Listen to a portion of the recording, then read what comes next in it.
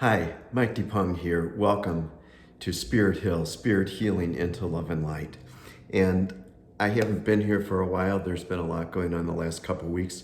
Some things that have been heavy for me in a way, but I know that I have the support of those energies and entities of spirit around me that I just call the unseens, even though I delineate them in my daily practice. I wanted to share, though, some things that happened, and I wanted to bring some of those unseen things into this realm of our world, of our plane of existence. And there can be this reconciliation, this union and unity that is so crucial to healing in and into love and light. And when I say that, as I'm here on this metaphorical Spirit Hill, it's not a matter of life is just, let's look at it in a Pollyannish way. Let's look at it as everything is beautiful. In some ways it is. But we have to face challenges. We face things that we really did come here to experience. And one of the things that's very difficult is death. That's nothing to be feared, but it produces sorrow. But we came as spirit incarnate, we came to experience our own creation. And there are things that pass, there are things that transform, there are things that transmute and change and get reused, and it can be a beautiful thing. But that doesn't mean that we, as a unique expression, each one of us as a unique expression of spirit incarnate, don't feel sorrow. One of the things that happened over the last 2 weeks has been that very dear neighbor lives right next door to us. She transitioned. She was 88 years old. She had a wonderful life. She taught me a lot of things just by observing her life. She enjoyed doing so many things until right up at the very last. I mean, even just a couple days before the very last. She just showed me how to approach life with zest, with knowing that passing could come at any moment, but that shouldn't slow you down, that shouldn't deter you from enjoying all that we came here to enjoy. Her name was Marilyn, and she was a precious soul. She is transitioned now, like I said, and it hurt when she died, but it's also at this time of the year, 2 years ago, my very closest friend and spiritual brother, he transitioned, and just different things. I don't want to go through all of that. Here's what I want to share with you today, though. When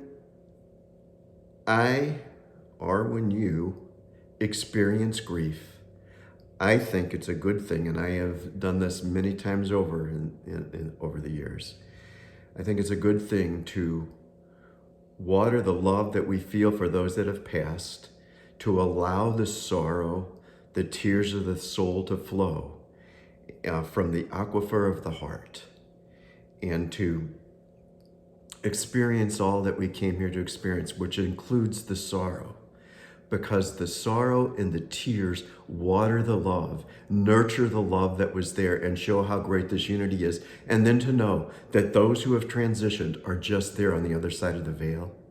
Of this veil that separates the seen from the unseen, that separates mortality from immortality. And at this time of the year, it's a time when they say the veil is thin, this time coming up to what is commonly called Halloween or Samhain.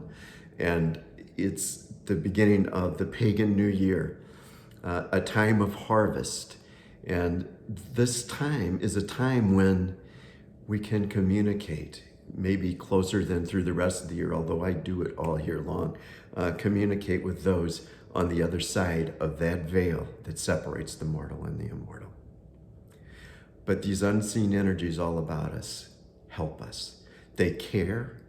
And we each work in our own way as an expression of spirit. It's not like there are these Santa Claus gods out there to grant wishes, even though sometimes that kind of thing is fun to think of.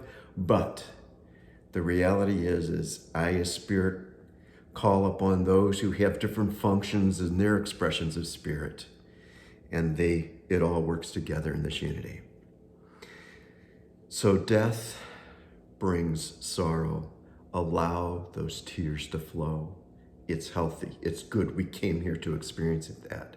But what we didn't come here to do is to drown in those tears, to let it kill us, to let those tears suffocate who and what we are.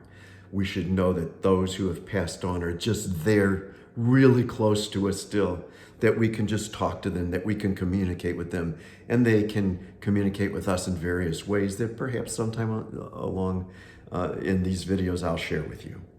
But even though death brings sorrow, as it should, we can let those tears nurture and frame the love that we had. And that's what we really came here to experience, love. And to have an understanding of the love and the unity that's here, that's light. And that's the kind of love and light I talk about when I talk about Spirit Hill, healing into love and light. It's not that everything is cheery all the time. It's that we can understand and see and feel the depths of who and what we are.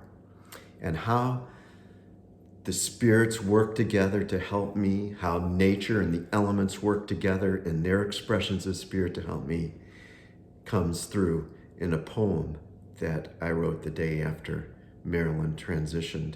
And I was feeling this so deeply. And I want to just read this to you now. Maybe just give you an indication of the way spirit can work, the way spirit has worked in my life, the way I have worked, the way I've chosen to create and express and live who I am. Here it is. I called this poem The Kiss of Leaves. Raindrops falling on the crisping autumn leaves, neither rare nor exciting for most, yet answer my request, my yearning for comfort. All works together. The unity, me, the essence of Maryland transitioned now. The rain steadily pelting the leaves of the trees that kiss each drop, receiving my tears, the wind watching, quiet and still.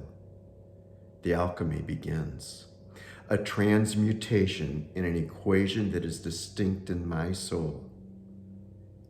Intersection of lives plus sorrow of loss equals higher form of love.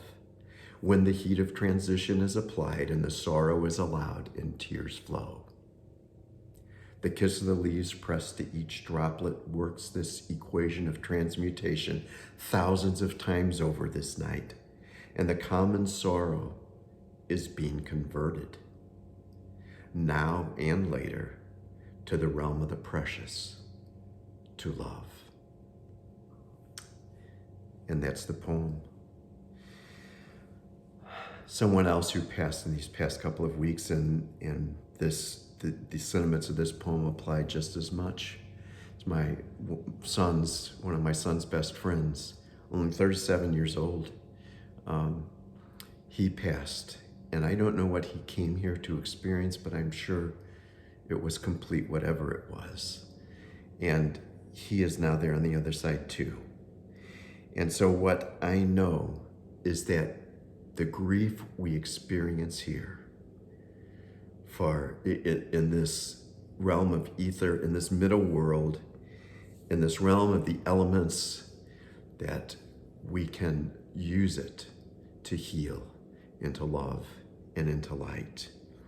And that spirit is involved, that spirit helps, and we learn to communicate. And for your own healing, it would be wonderful if you would come to understand that you and I are spirit incarnate. And when the incarnate part drops away, we're spirit, but we now are part of spirit that seasons and flavors and changes the character and nature of spirit with all that we take back with us. We might return at some point in some ways, and our essence is passed on. In some ways, it can be felt and sensed and experienced like I can from my ancestors, to know what they were, who they were, to know how they flavored and characterized spirit in their own ways. And how my lineage after me will know the same thing. So death, yes, brings grief, but there are many other things that it brings.